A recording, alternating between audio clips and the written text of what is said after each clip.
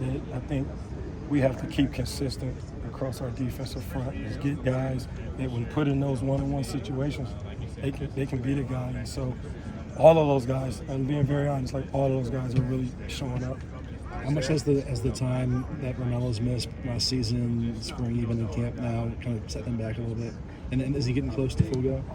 Yeah, I think it's a reality. You gotta be out on that field to get better and to take positive steps and improve. And again, I know he worked his tail off to get as healthy as possible, and got nicked up or whatever. And it's going to be huge that when he gets back out here, full go, that he is taking full advantage of these reps, because that time is winding down.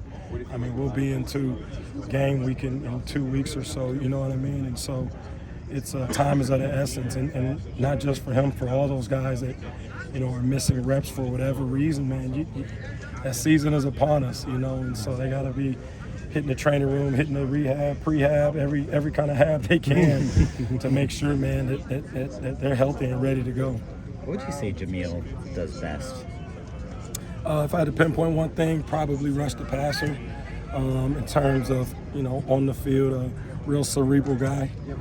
Again, not cliche, I always go back to, he was a high school quarterback and played quarterback his first year. And so he just, has a good understanding of the game. Sometimes too much.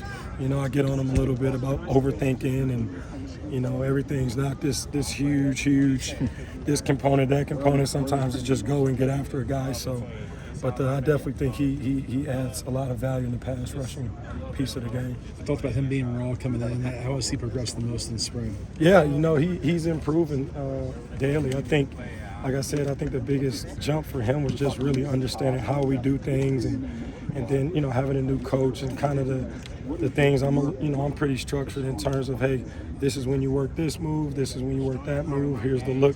And so just adapting to a different coaching style, and he's super coachable, and doesn't give any resistance that way. Like, coach, I just want to get better, and so that makes it easy for me when these guys are that way. So he's improving steadily. Besides being consistent, what are the qualities of a starter in your opinion? I think production. I think at the end of the day, how many plays are you making in that backfield when you're out there? I think, and you spoke to the consistency piece, and that trust is a huge factor.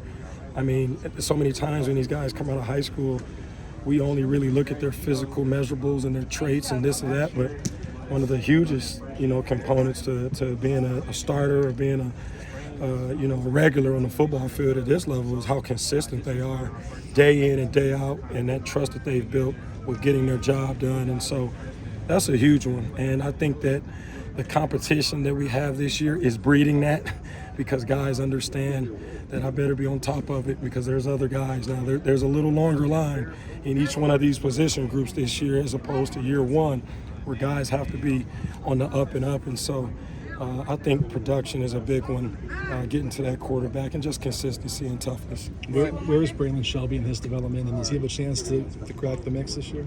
I think he does. I mean, we're still early, just because he missed spring ball. Obviously, he didn't get here until the summer, and so he just completed his first 8 or 10 days of fall camp. And that's an adjustment. But I've been really excited about him. Really pleased. He's flashed for sure on tape. He's big, he's long, he can run, and he's figuring it out as he goes. So I think most definitely he has a chance to get in there and be in the mix this year.